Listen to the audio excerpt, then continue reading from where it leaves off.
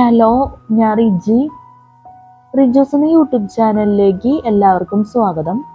അപ്പം നമ്മൾ പറഞ്ഞുകൊണ്ടിരിക്കുന്നത് ദ പേഴ്സൺ CCT മാനുവൽ 2024 എന്ന ഈ ബുക്കിനെ കുറിച്ചുള്ള വീഡിയോസ്. നമ്മൾ ഫസ്റ്റ് തന്നെ പറയുന്നത് ഈ ബുക്കിലെ പ്രധാനപ്പെട്ട കാര്യം സിലബസ്, അതുപോലെ തന്നെ നമ്മുടെ വീഡിയോട്ട് റിലേറ്റഡ് ആയിട്ടുള്ള പ്രധാനപ്പെട്ട കാര്യങ്ങളെല്ലാം ആഡ് ഡിസ്ക്രിപ്ഷൻ ബോക്സിൽ കൊടുക്കും. അപ്പോൾ ദയവായിട്ട് ചെക്ക് ചെയ്ത് നോക്കണം.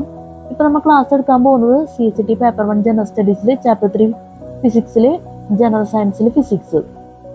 ഈ വീഡിയോയിൽ നമ്മൾ പറയാൻ പോകുന്നത് ടർബോജെറ്റ് എൻജിൻസ്, അതുപോലെ തന്നെ ഗൈഡഡ് മിസൈൽസ് എന്ന് പറഞ്ഞ സൈഡിൽ ടോപ്പിക്സ് ഉണ്ട്. അതിന്റെ കുറച്ച് ഭാഗങ്ങൾ കാണാം വീഡിയോയിൽ. അതൊക്കെ നമുക്ക് പറയാനുള്ളത്. പിന്നെ മാഗ്നറ്റിസം, ദ മാഗ്നറ്റിക് ഫീൽഡ്, അങ്ങനെ ഒരുപാട് ടോപ്പിക്സ് പറയാനുണ്ട്. അപ്പൊ നമുക്ക് ആദ്യം ടർബോജെറ്റ് എൻജിൻസ് നോക്കാം. Turbojet engines. The three most common type of jet engines are the turbojet, turboprop and turbofan. Air entering a turbojet engine is compressed and passed into a combustion chamber to be oxidized. Energy produced by the burning fuel spins the turbine that drives the compressor, creating an effective power cycle. Turboprop engines are driven almost entirely by a propeller mounted in front of the engine, deriving only 10% of their thrust from the exhaust jet. Turbofans combine the hot air jet with the bypassed air from a fan, also driven by the turbine. The use of bypass air creates a quieter engine with a greater boost at low speeds, making it a popular choice for commercial airplanes. The most widely used atmospheric engines are turbojets. After air has been drawn into the engine through an inlet, the air pressure is created by a compressor before it enters the combustion chamber. The power required to drive the compressor is provided by a turbine that is placed between the combustion chamber and the nozzle. The power required to drive the compressor is provided by a turbine that is placed between the combustion chamber and the nozzle. അപ്പോൾ turbojet engines നമ്മൾ പറഞ്ഞത്. ഇനി നമുക്ക് guided missiles നോക്കാം. നമുക്ക് magnetism പറഞ്ഞതിന് ശേഷം guided missiles നോക്കാം. മാഗ്നറ്റിസം പിന്നെ എന്താ മാഗ്നറ്റിക് ഫീൽഡ് ഉണ്ട്, അതും കൂടി കഴിഞ്ഞതിന് ശേഷം ഗൈഡഡ് മിസൈൽസ് നോക്കാം. കാരണം വെച്ചാൽ ഈ ടോപ്പിക്സ് ഇത്രേ ഉള്ളൂ, അടുത്ത ഭാഗത്തേക്ക് വരുന്നില്ല. അപ്പൊ അതുകൊണ്ടാണ് ഇത് പറഞ്ഞതിന് ശേഷം ഒരിക്കലും ഗൈഡഡ് മിസൈൽസ് പറയണത് നല്ലത്. കാരണം ഗൈഡഡ് മിസൈൽസ് വലിയ ടോപ്പിക്കാണ് അത്യാവശ്യം. അപ്പൊ നമുക്ക് മാഗ്നറ്റിസം നോക്കാം.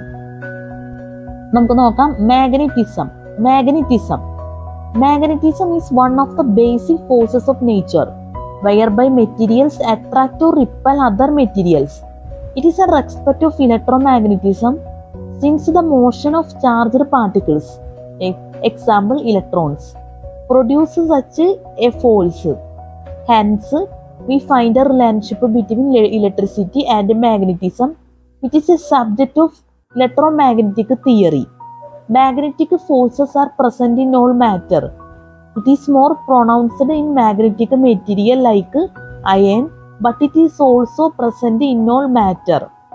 Though it is not very evident, the subtle magnetic effects have, in fact, provided important clues to the atomic structure of matter.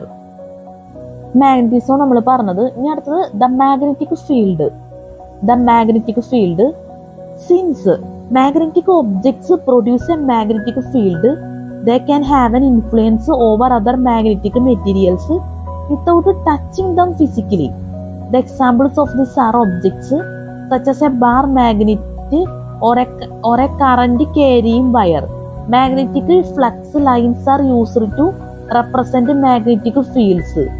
The direction of the flux lines give the direction of the magnetic field.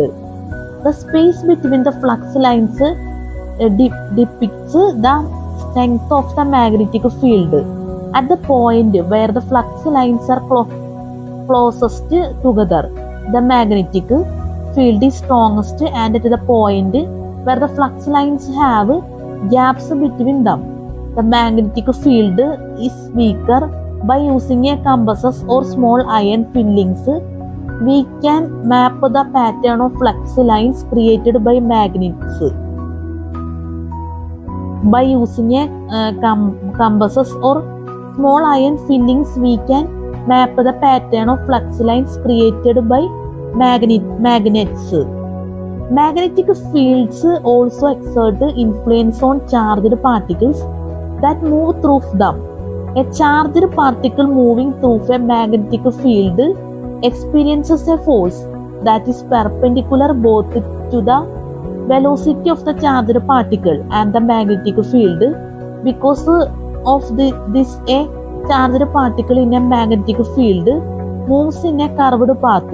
Magnetic fields are therefore used to influence the trajectory of charged particles in devices such as particle accelerators and mass spectrometers.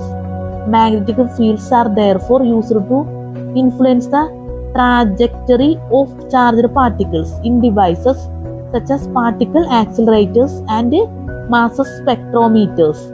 അപ്പോൾ magnetic ഫീൽഡാണ് നമ്മൾ പറഞ്ഞത്. മനസ്സിലായെന്ന് വിചാരിക്കുന്നു. നമുക്ക് നോക്കാം guided missiles. Guided missiles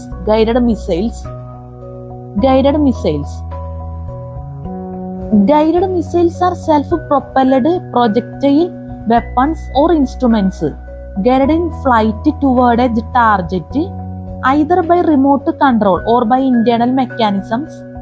Guided missiles vary widely in size and type, ranging from large strategic ballistic missiles with nuclear warheads to small portable rockets carried by foot soldiers. Guided missiles vary widely in size and type, ranging from large strategic ballistic missiles with nuclear warheads to small portable rockets carried by foot soldiers. Although most are military weapons with explosive warheads, others may carry scientific instruments for gathering information within or above the Earth's atmosphere. Guided missiles consist of three separate systems: power source, guidance and control mechanism, and warhead or payload. Power sources normally be either self-contained rocket motors or air-breathing jet engines that need the surrounding air to burn their fuel, but may also be airfoils or outside booster charges from ram or tube launchers. The type of guidance and control system employed depends on the type of missile and the nature of the target. Inertial guidance systems sense the position of the flight path in relation to a fixed target. Other guidance systems use a variety of more active sensors to help direct the missile toward a moving objective. Payloads are generally warheads designed. Guided missiles are self-propelled projectile weapons or instruments guided in flight toward a target either by remote control or by internal mechanisms. Guided missiles vary widely in size and type, ranging from large strategic ballistic missiles with nuclear warheads to small portable rockets carried by foot soldiers. Although most are military weapons with explosive warheads, others may carry scientific instruments for gathering information within or above the Earth's atmosphere. Guided missiles consist of three separate systems: power source, guidance and control mechanism, and warhead or payload. Power sources normally are either self-contained rocket motors or air breathing jet engines. Engines that need the surrounding air to burn their fuel, but may also be airfoils or outside booster charges from ramp or tube launchers. The type of guidance and control system employed depends on the type of missile and the nature of the target. Inertial guidance systems sense the position of the flight path in a relation to a fixed target. Other guidance systems use a variety of more active sensors to help direct the missile toward a moving objective. Payloads are generally warheads designed. Guided missiles നമ്മൾ പറഞ്ഞത് മനസ്സിലായെന്ന് വിചാരിക്കുന്നു. ഇനി നമുക്ക് പറയാനുള്ളത് kinds of magnetic material. On the basis of how a material behaves in a magnetic field, the magnetic materials are classified as A. diamagnetic, B. paramagnetic, and C.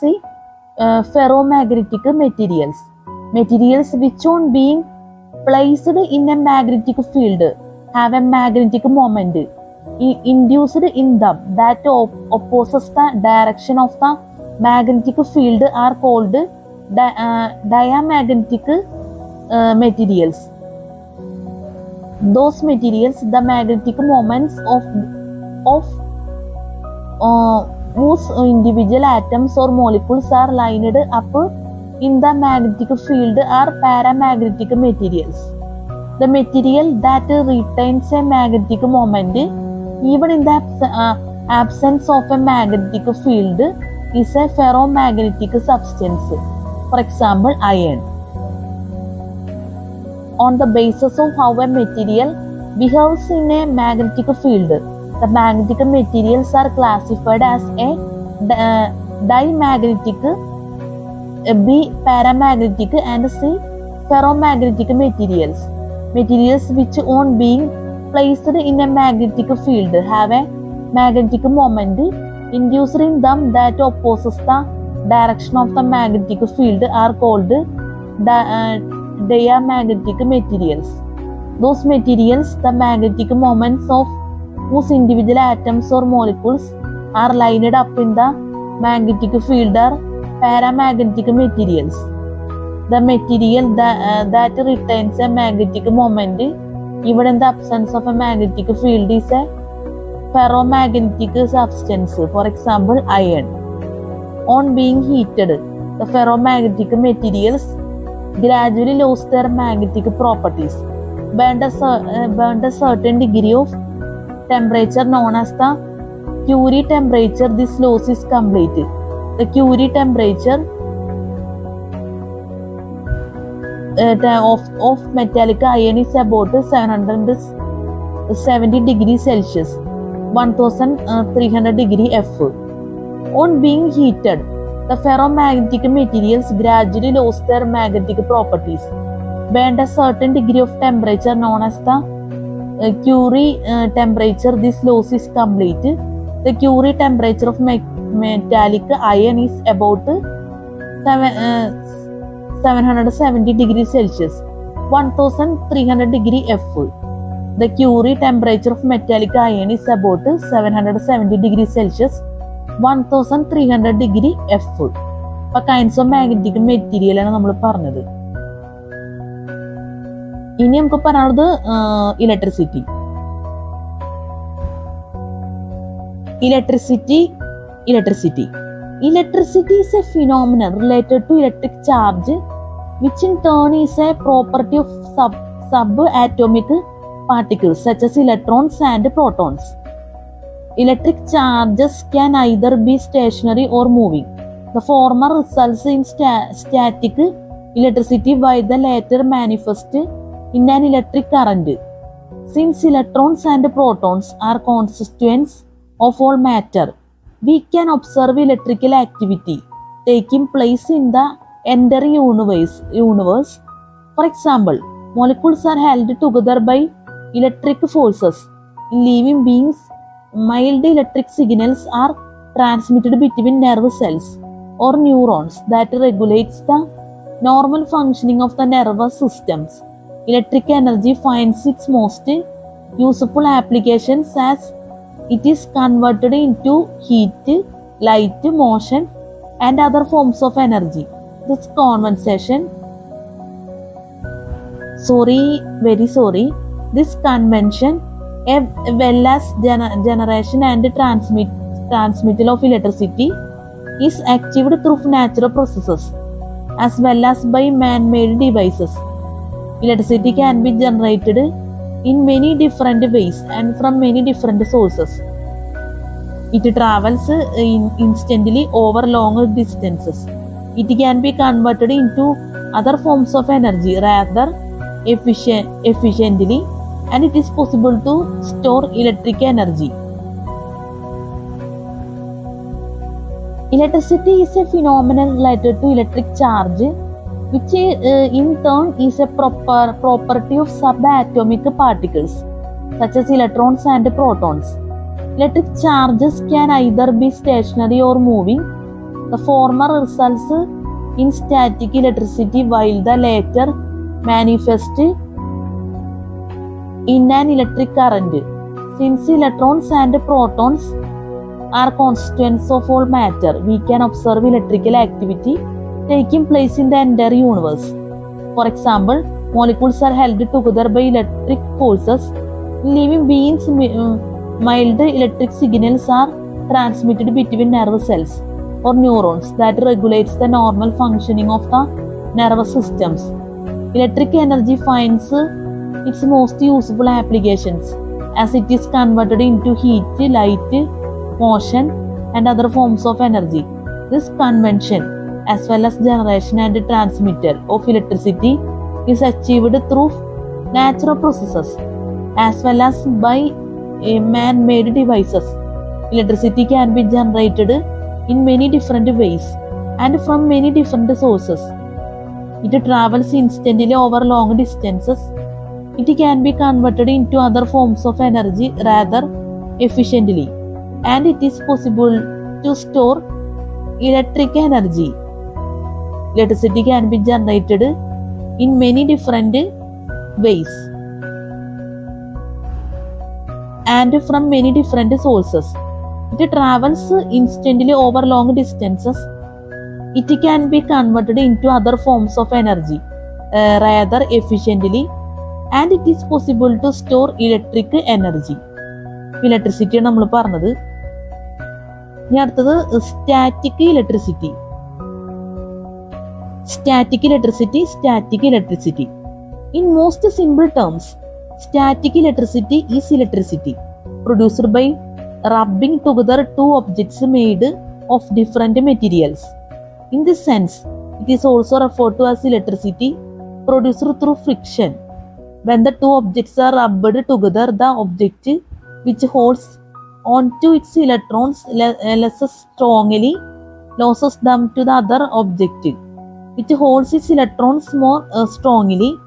On gaining electrons, the latter acquires negative charge. The former, the object that gives up electrons, acquires positive charge. For example, when we comb our dry hair with a nylon comb, our hair loses some of its electrons. So while the hair becomes positively charged, the comb acquires a negative charge. The following materials are arranged in order of the increasing capacity to lose electrons: rubber, silk, glasses, flannel, and fur or hair. From this list,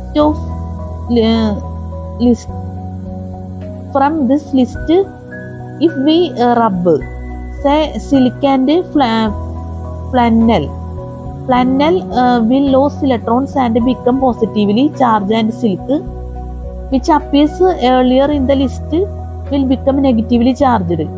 Objects become electrically charged in either of two ways, by contact or by induction. From this list, if we rub, Say silk and flannel will lose electrons and become positively charged, and silk, which appears earlier in the list, will become negatively charged. Objects become electrically charged in either of two ways, by contact or by induction.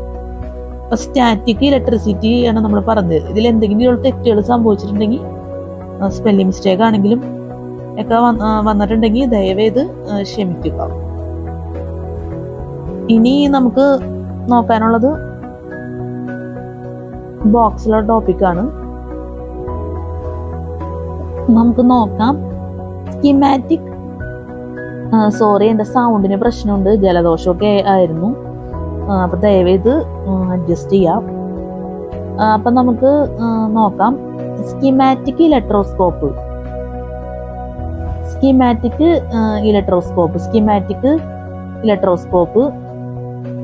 An electroscope is used to detect the presence of electric charges to determine whether these charges are positive or negative, and to measure and indicate their intensity. This schematic drawing shows the basic parts of the device. A negative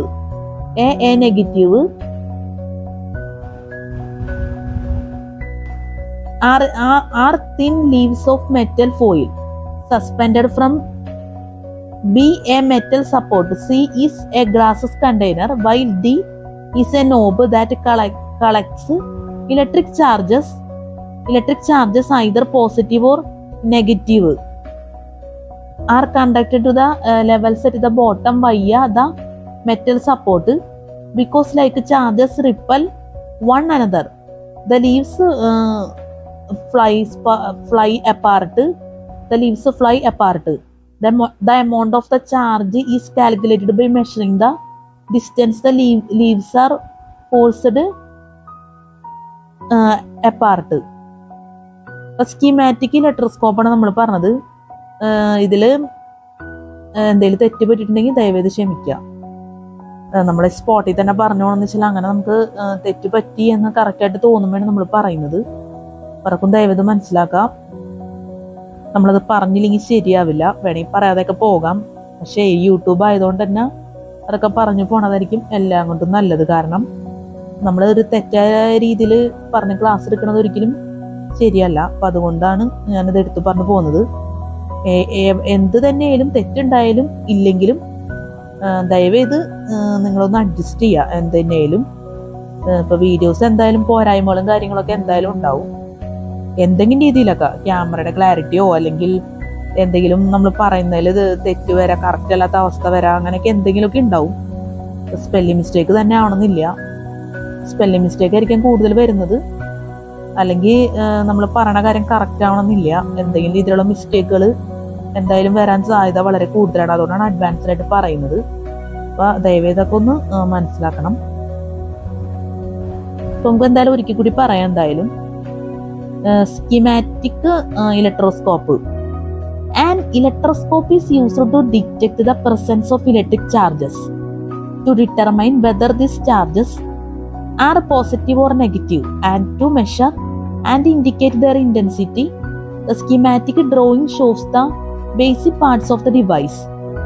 A negative are thin leaves of metal foil suspended from B, a metal support. C is a glass container, while D is a knob that collects electric charges. Electric charges, either positive or negative, are conducted to the leaves at the bottom via the metal support. Because like charges repel one another, the leaves fly apart. The amounts of the charge is calculated by measuring the distance the leaves are forced apart. Schematic electroscope നമ്മൾ പറഞ്ഞു കഴിഞ്ഞു. നമുക്ക് പറയാം compasses. French scholar Petrus Peregrinus did pioneering work in the field of magnetic studies in the 13th century. French scholar Petrus Peregrinus did pioneering work in the field of magnetic studies in the 30th century. About 300 years later, an English physicist, William Gilbert, studied phenomenon of electricity and magnetism using more advanced scientific methods and published in 1600 his result in his book of magnets, magnetic bodies and the great magnet of the earth. Gilbert's observations lead him to propose that the earth is a giant magnet. Gilbert's observations lead him to propose that the earth is a giant magnet. About a century and a half later, another English scholar,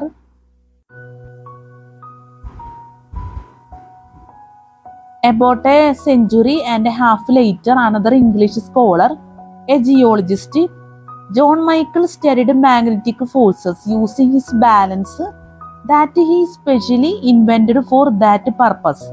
He demonstrated that the attraction and repulsion of magnets decreases as the squares of the distance from the respective poles increase. It was a French physicist, Charles Augustin de Coulomb, who later verified Michael's observation with high precision. It was the French physicist Charles Augustin de Coulomb who later verified Michael's observation with high precision. It was the French physicist Charles Augustin de Coulomb who later verified Michael's observation with high precision.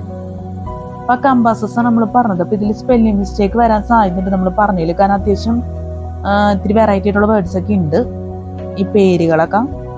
ഒക്കെ ദയവേത് ക്ഷമിക്കുക തെറ്റുണ്ടെങ്കിൽ spelling mistake. ഇനി നമുക്ക് പറയാനുള്ളത് charging by contact ആണ്. ഇനി നമുക്ക് പറയാനുള്ളത് ചാർജിങ് ബൈ കോണ്ടാക്റ്റ് ആണ് പറയാനുള്ളത്. Charging by contact.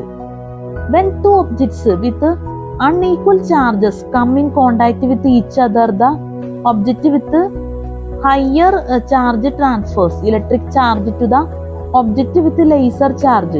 The charge flows for a short period of time. These moving charges give rise to an electric current. The magnitude of charge that the second object receives would depend on its capacitance. Capacitance of an object is its ability to store charge. It is measured in farads. Charging by contact നമ്മൾ പറഞ്ഞത്. ഇനി നമുക്ക് charging by induction പറയാനുണ്ട്. അതിനു മുന്നേ നമുക്ക് ഈ ഒരു ഫിഗർ നോക്കാനുണ്ട്. ഫിഗർ 3.14 സ്കീമാറ്റിക് ഇലക്ട്രോസ്കോപ്പ് എന്ന് പറഞ്ഞിട്ട് schematic electroscope figure 3.14 schematic electroscope. അപ്പൊ ഈ ടോപ്പിക് പറയണതിന് മുന്നേ ഒരു കാര്യം പറയണം. നമ്മൾ ഈ സ്കീമാറ്റിക് ഇലക്ട്രോസ്കോപ്പ് എന്ന് പറഞ്ഞിട്ട് ബോക്സിൽ നമ്മൾ പറഞ്ഞതാണ് ഈ ടോപ്പിക്. അപ്പൊ അതൊന്ന് ദയവേദം ഓർക്കുക. ഈ ഫിഗറും കൂടി നമ്മൾ ഈ വീഡിയോയിൽ ജസ്റ്റ് കാണിക്കണം. Figure 3.14 schematic electroscope. Figure 3.14 schematic electroscope. D B A negative C. D B A negative C. D B A negative C. ഈ ഫിഗർ ഒന്ന് ഓർത്ത് വയ്ക്കുക just. Figure 3.14 schematic electroscope.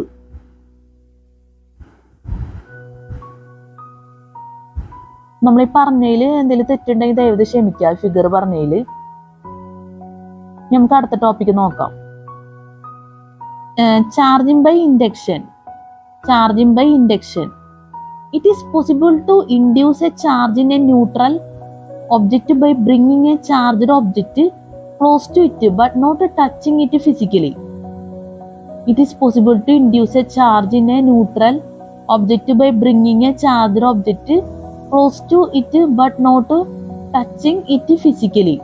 When an object with a positive charge comes in the vicinity of a neutral object, the electrons in the neutral object are attracted to the positively charged object. It is possible to induce a charge in a neutral object by bringing a charged object close to it but not touching it physically. When an object with a positive charge comes in the vicinity of a neutral object, the electrons in the neutral object are attracted to the positively charged object. Few electrons would actually move to that side of the neutral object that is closest to the positive object.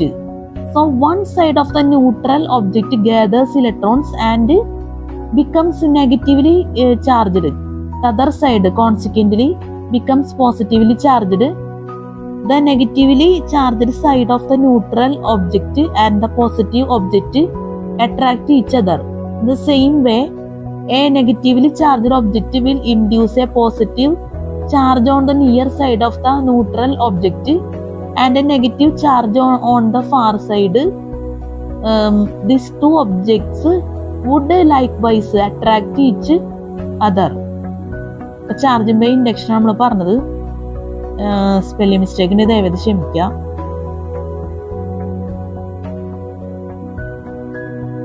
ഇനി നമുക്ക് പറയാനുള്ളതെന്ന് വെച്ചാൽ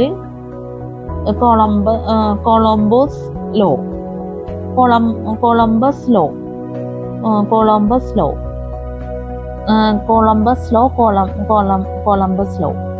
This law was formulated by French physicist Charles Augustin de Coulomb and it helps in measuring the strength of the attraction or repulsion between charges. According to this law, the force between two charged objects is directly proportional to the product of their charges and inversely proportional to the square of the distance between them. If the charge on the objects is great, the force between them will also be strong. On the other hand, if the distance between the charged objects increases, the force between them will decrease. The unit of electric charge, also named after Coulomb, is equal to the combined charges of 6.24 multiplied 1018 protons or electrons. This law was formulated by French physicist Charles Augustin de Coulomb and it helps in measuring the strength of the attraction or repulsion between charges. According to this law, the force between two charged objects is directly proportional to the product of their charges and inversely proportional to the square of the distance between them. If the charge on the objects is great, the force between them will also be strong. On the other hand, if the distance between the charged objects increase, the force between them will decrease. The unit of electric charge, also named after Coulomb, is equal to the combined charges of 6.24 multiplied 1018 protons or electrons. The unit of electric charge, also named after Coulomb, is equal to the combined charges of 6.24 multiplied 1018 protons or electrons. Spelling mistake, please adjust. ഇനി നമുക്ക് പറയാനുള്ളത് figure 3.41 repulsion of like charges. ഈ ഫിഗറാണ് പറയാനുള്ളത്. Just അതൊന്ന് നമ്മൾ വീഡിയോയിൽ കാണിക്കാണ്. Figure 3.41 repulsion of like charges. F negative F negative F. Figure 3.41 repulsion of like charges. Negative F. ഈ ഫിഗർ ജസ്റ്റ് നമ്മൾ വീഡിയോയിൽ കാണിക്കണം എന്ന് ഓർത്ത് വെക്കുക ഫിഗർ. ഇനി ഈ ഭാഗത്ത് വരുന്നത് ഇൻഡക്ഷനും പിന്നെ കപ്പാസിറ്റൻസും ആണ് വരുന്നത്. അപ്പൊ നമുക്ക് അത് കൂടാണ്ട് ആപ്ലിക്കേഷൻ ഓഫ് മാഗ്നറ്റിസം എന്ന് പറഞ്ഞ സൈഡിൽ ടോപ്പിക് ഉണ്ട്. അത് തന്നെ മാഗ്നറ്റിക് മൊമെന്റ് ഉണ്ട്. അപ്പൊ നമുക്ക് അത് നോക്കാം. Applications of magnetism. Applications of magnetism. The phenomenon of magnetism has been applied in our daily lives in variety of ways. For example, the electromagnetic forms the basis of the electric motor and the transformer. Magnetic materials have made advancements possible in the area of computer technology. The phenomenon of magnetism has been applied in our daily lives in variety of ways. For example, the electromagnetic forms the basis of the electric motor and the transformer. Magnetic materials have made advancements possible in the area of computer technology. Parallel and anti-parallel regions of magnetization in computer memories serve as the units of the binary number system used in computers. Magnetic materials are also used in tapes and disks on which data are stored. Besides this, tiny magnetic units used in computers, large powerful magnets are employed in many other technologies. Strong magnets make it possible for the magnetic leviation trains to float above the track. Strong magnets make it possible for the magnetic leviation trains to float above the track. Due to this, there is no friction between the vehicle and the tracks to slow the train down. Doctors use powerful magnetic fields in nuclear magnetic resonance imaging for effective diagnosis. Particle accelerators use superconducting magnets to keep the accelerated particles focused and moving in a curved path.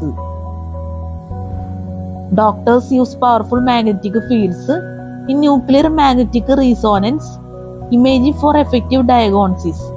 Particle accelerators use superconducting magnets to keep the accelerated particles focused and moving in a curved path.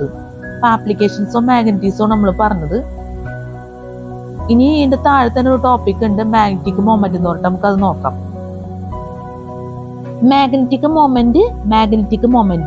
When we are dealing with the magnetism at an atomic level, we measure it in terms of magnetic moments. A magnetic moment is a vector quantity.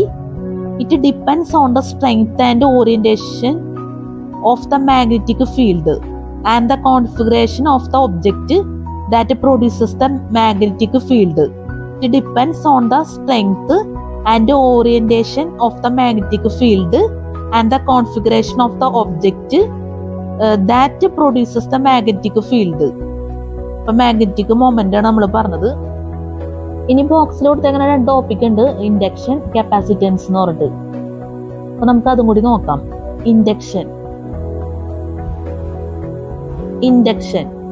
Induction is the creation of an electric current in a conductor moving across a magnetic field. Hence, the full name electromagnetic induction.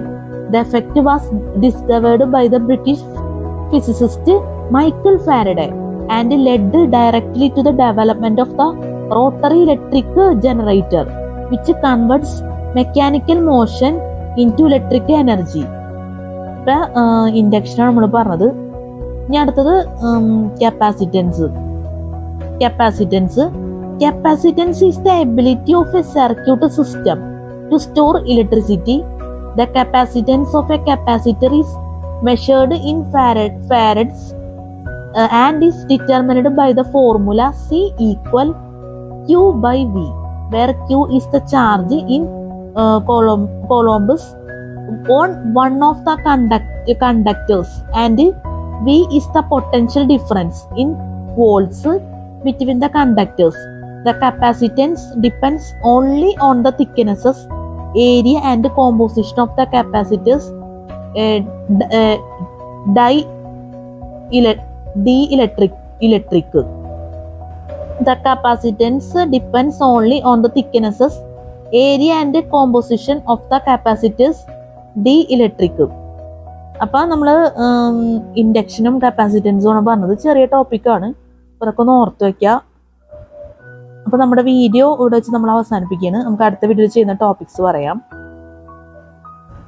Super conductivity, electric current, measuring electric current, voltage, resistance,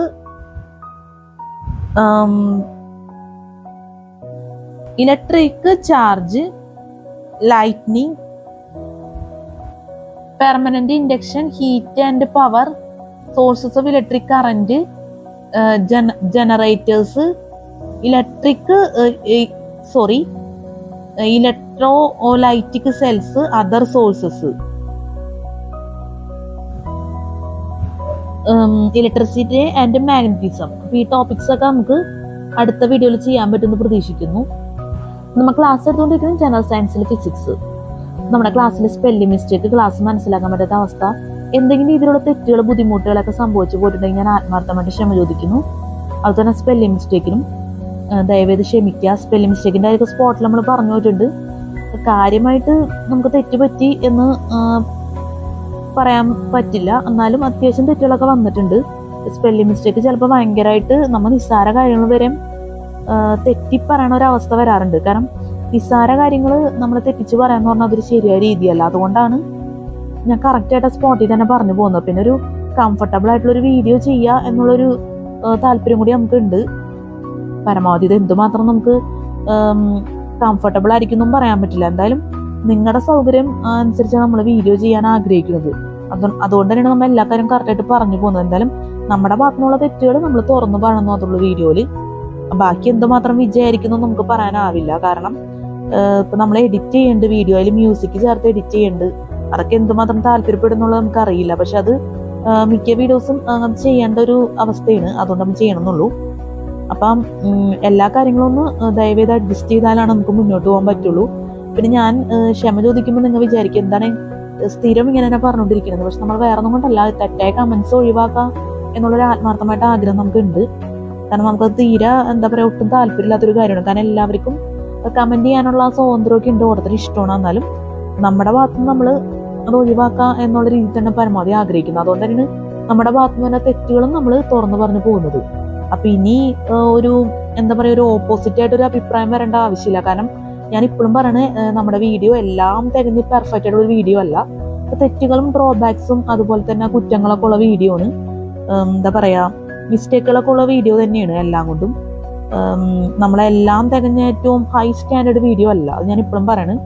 കാരണം തെറ്റ് നമുക്ക് ആർക്കും വേണമെങ്കിൽ സംഭവിക്കാം. കാരണം മനുഷ്യനാണെന്നുള്ള രീതിയിൽ നമുക്ക് സംഭവിക്കാം. അപ്പൊ അത് നമ്മൾ കറക്റ്റ് ആയിട്ട് നമ്മളത് വീഡിയോയിൽ പറയുമ്പോൾ എല്ലാവർക്കും അതൊന്ന് ശ്രദ്ധിക്കാനും മനസ്സിലാക്കാനൊക്കെ പറ്റും. അതുകൊണ്ടാണ് ഞാൻ ഈ ഒരു കാര്യങ്ങൾക്ക് പ്രാധാന്യം കൊടുക്കുന്നത്. കാരണം ഇപ്പൊ ചിലപ്പോൾ എൻ്റെ ഫസ്റ്റ് വീഡിയോ ഒക്കെ നമ്മൾ യൂട്യൂബിൽ അപ്ലോഡ് ചെയ്ത കുറെ വീഡിയോസ് ഒക്കെ ഉണ്ടായിരുന്നു.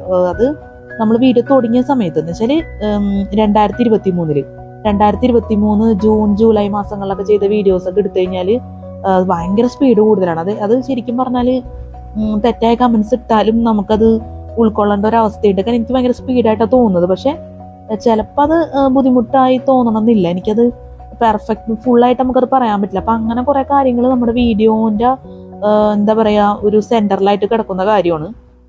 അപ്പൊ സ്പീഡ് കൂടുതലാവുമ്പോൾ അത് ചിലപ്പോൾ അത് എല്ലാവർക്കും അത് ഉൾക്കൊള്ളാൻ പറ്റിയെന്ന് വരില്ല. അപ്പൊ ഞാൻ അതുകൊണ്ടാണ് എല്ലാം വീഡിയോയിൽ നമ്മൾ പറഞ്ഞു പോകുന്നത്. ഇപ്പൊ ഇപ്പൊ ഈ വീഡിയോയിലായാലും നമ്മൾ പറയുന്നത് അന്നത്തെ ആ വീഡിയോനെയും കൂടി ബേസ് ചെയ്തിട്ടാണ് പറയുന്നത്. എന്നുവെച്ചാൽ നമ്മൾ 2023 അപ്ലോഡ് ചെയ്ത വീഡിയോസും 2024 അപ്ലോഡ് ചെയ്യുന്ന വീഡിയോസും എല്ലാം ബേസ് ചെയ്തിട്ടാണ് നമ്മൾ ഇത്രയും സംസാരിക്കുന്നത് ഈ വീഡിയോയിൽ. അപ്പൊ നമ്മൾ നിങ്ങളുടെ ദയവായിട്ടുള്ളൊരു സഹകരണം അതാണ് ഞാൻ പ്രതീക്ഷിക്കുന്നത്. അപ്പൊ നമുക്ക് തെറ്റുപറ്റി എന്ന് മനസ്സിലായതുകൊണ്ടാണ് നമ്മൾ ഇപ്പൊ ഈ വീഡിയോയിൽ മാത്രമല്ല നമ്മൾ എല്ലാ വീഡിയോയിലും ആവർത്തിച്ച് പറയുന്നത്. കാരണം അതെല്ലാം കൊണ്ടും കുറേം കൂടി നല്ലതായിരിക്കും അതെല്ലാം കൊണ്ടും.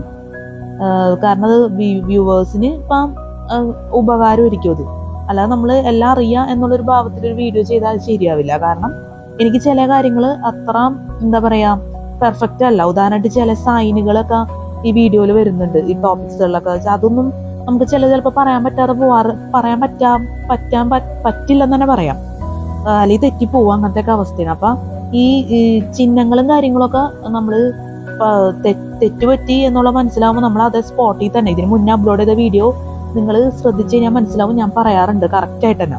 അപ്പൊ എന്റെ ഭാഗത്തൊന്നും ഞാൻ എല്ലാം തിരുത്തിയിട്ടുണ്ട്.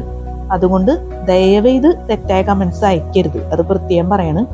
നിങ്ങൾ കമന്റ്സ് ഒന്നും അയച്ചില്ലെങ്കിലും കുഴപ്പമില്ല, എന്നാലും ഇങ്ങനത്തുള്ള കാര്യങ്ങൾ നിങ്ങൾ ദയവേത് ഒഴിവാക്കണമെങ്കിൽ എനിക്കത് ഒരുപാട് സന്തോഷം തന്നെ കാര്യമായിരിക്കും. കാരണം ഒരു വീഡിയോ എന്നുള്ള രീതിയിൽ നമുക്ക് സ്വാതന്ത്ര്യമുണ്ട്. ഇനിയിപ്പോൾ തെറ്റായ കമന്റ്സ് നിങ്ങൾ അയക്കണമെങ്കിൽ അയച്ചോ, അതും ഞാൻ വേണ്ടെന്ന് പറയുന്നില്ല, അത് നിങ്ങളുടെ താല്പര്യമാണ്. പക്ഷെ ഞാനത് ഒഴിവാകാനുള്ള മാർഗങ്ങൾ തേടും എന്തുതന്നെയാലും. അത് അല്ലെങ്കിൽ അത് ശരിയാവില്ല. കാരണം എനിക്കൊരു എന്താ പറയാ സാറ്റിസ്ഫാക്ഷൻ കിട്ടണമെങ്കിൽ എൻ്റെ ഒരു ഭാഗം അത് കറക്റ്റ് ആയിരിക്കണം, അതെനിക്ക് നിർബന്ധമുണ്ട്. അത് ഞാൻ ചെയ്യണമുണ്ട് വീഡിയോയിൽ, അത്രേ ഉള്ളൂ. നമ്മൾ മനസ്സുറന്നാണ് എല്ലാ കാര്യങ്ങളും പറഞ്ഞു പോകുന്നത്.